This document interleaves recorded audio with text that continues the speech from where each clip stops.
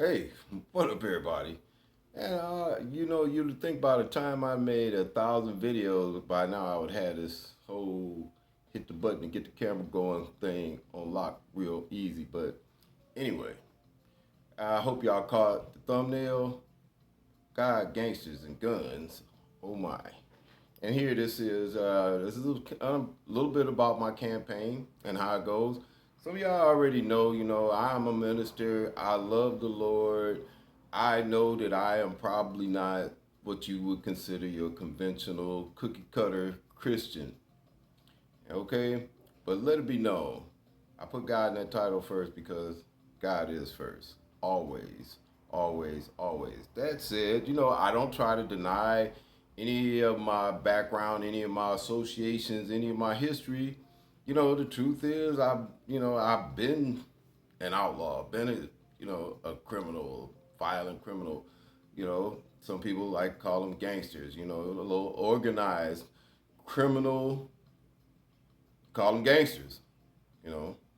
I hesitate to use the word because it somewhat glamorizes crime, life of crime and violence. And I lived it, and a lot of people, I got family and friends who are going to catch this video, and they already know it. If you go back with me far enough, you already know. So it's not that I'm trying to add any special touches to my presentation. It's just a fact. So that said, this is about God first, gangsters second, guns third. Right now, you got a situation where Washington D.C. is poised to present some legislation in order to make people feel like they're going to be a little bit more control of guns. I can go on and on about that. The truth is, there are some people who are on one side of the fence. There are some people on the other side, and both sides seem deeply entrenched. That said, I'm not for any gun control. The truth is, I'm a damn good shot. And I could probably make good with any handgun. For protection of my home or whatever.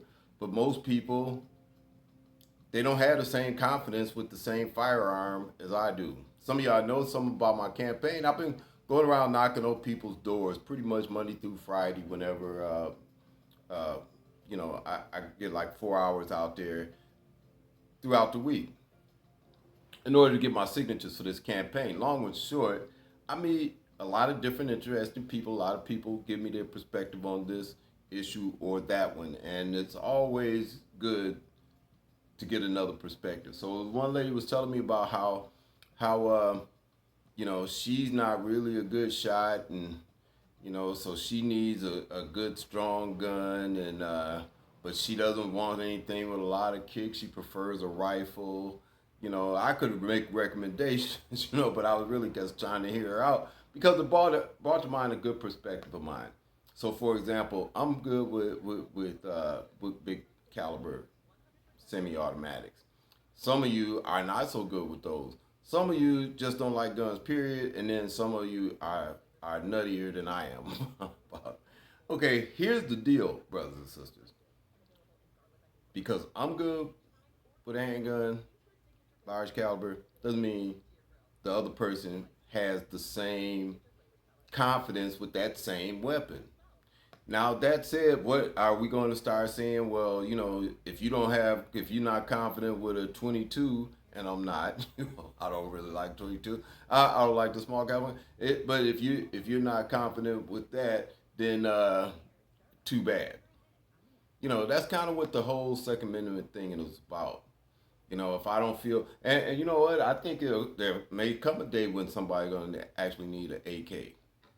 Or you're gonna need some rapid fire, not necessarily a fully automatic, but a good easy hair triggered semi-automatic, uh, large capacity clip. You know, so who am I to say? Well, because I'm good with a 45, you should have 45, and you should just be confident like I am with it. Or so let's say I was just good with a 22, and then somebody be telling me, well, Or somebody else was just good, felt confident with a 22, and they would try and tell me, well, you don't need a 45. What's that gonna do? Shoot through the door, shoot through the tree, whatever, Well, that therein lies a whole nother set of arguments. Like, okay, you're saying that whatever you're comfortable with, I should be comfortable with that also. That's the error there, because that's why the Second Amendment is in place, and that's why I support it. So as a candidate here, I'm always going to be pro Second Amendment. What we got here going in Michigan is myself, the independent, who's a conservative independent, who's going to be running against a Democrat, and that Democrat is going to be anti-gun.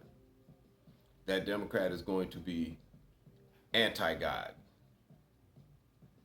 Okay, that candidate is going to be anti-police. I support law enforcement, despite everything I've been through in my life with cops and robbers and all of that. I support the police department. I support the military. I support them both. I support law enforcement with all my heart and spirit. We need law enforcement, and I've had some really creepy, crappy encounters with law enforcement. Let me tell you, brothers and sisters, I have been profiled, I have been mistreated, mishandled, just embarrassed. I remember coming back from picking one of my daughters from going out at a late night down in Florida, Busch Gardens. Picked her up like midnight, 11 or something like that. The school trip came back, and her and her girlfriend. So her and her girlfriend are sitting in the back of my truck, and we're driving home. Cops pulled me over for no reason, and I get a guy my registration and license, insurance, and the cop, some new rookie cop asked me what's my social security number, and I said I think I only have to give you that, sir. The guy grabbed me and tried to drag me out of my truck, threw me on the back, and just tried to embarrass me in front of my kid and her friend. And did. There was absolutely no reason for that. So I'm not saying, people think if you're saying you support law enforcement, you think that that they can do no wrong. Yeah, they can do some wrong. I'm saying I support law enforcement.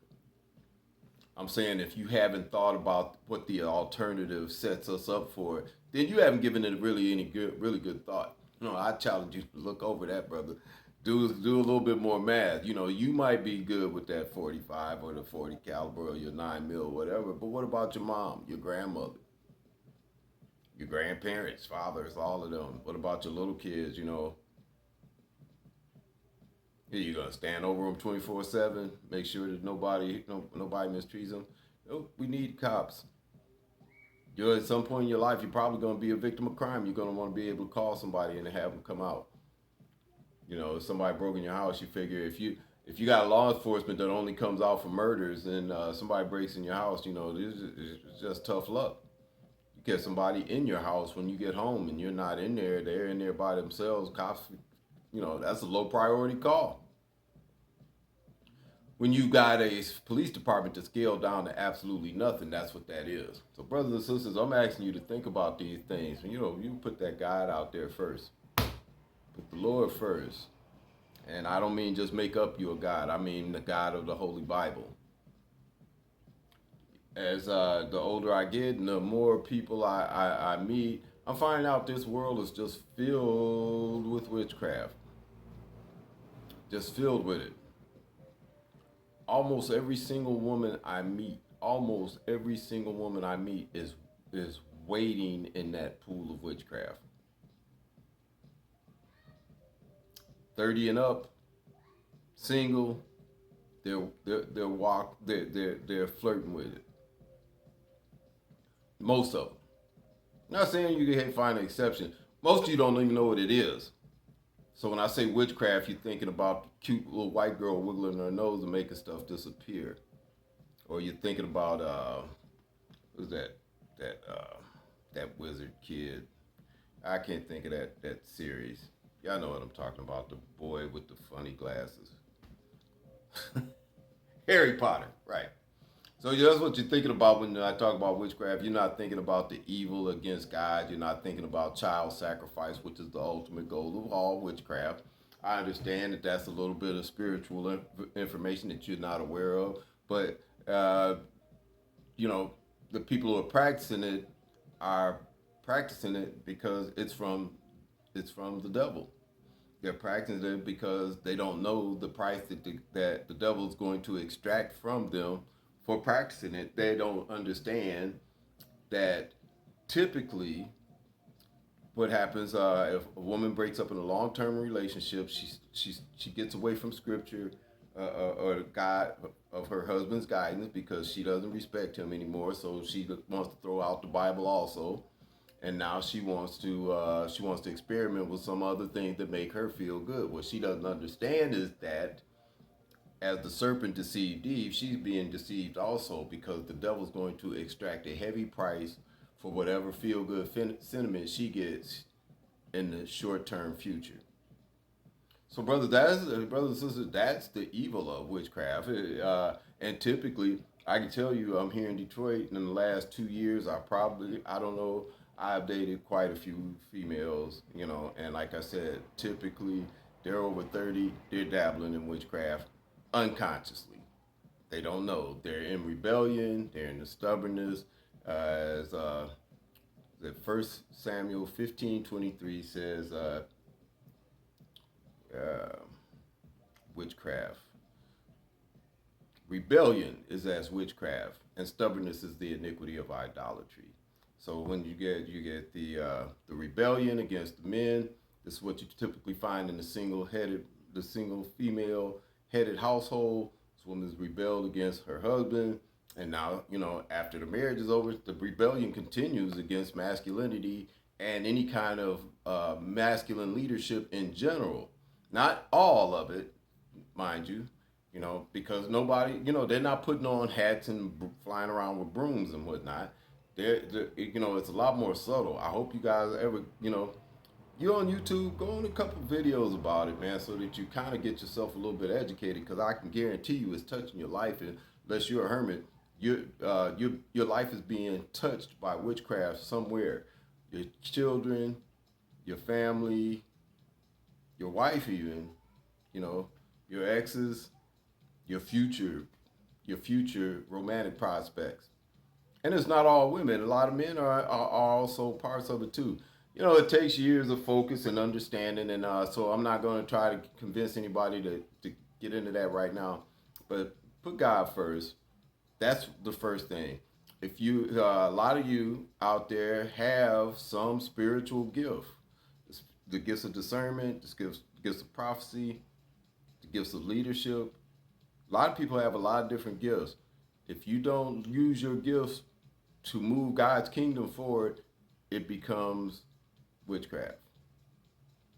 It's a very thin line between being prophetic and being in witchcraft. So, brothers and sisters, I'm not gonna hold you up all night tonight. I just really wanted to get this video out because it's been so long since I got one out. My campaign, I need help with my campaign. I just got my Cash App. I had a terrible mistake on my Cash App application. My cash tag name was the very last letter of my name, Altman, was an M on there. So people may have tried to give money and didn't. Aside from the Cash App, I'm going to leave that in the description box. Also, brothers and sisters, hit that subscription. Hit the subscription button and the notification bell. Give me a thumbs up.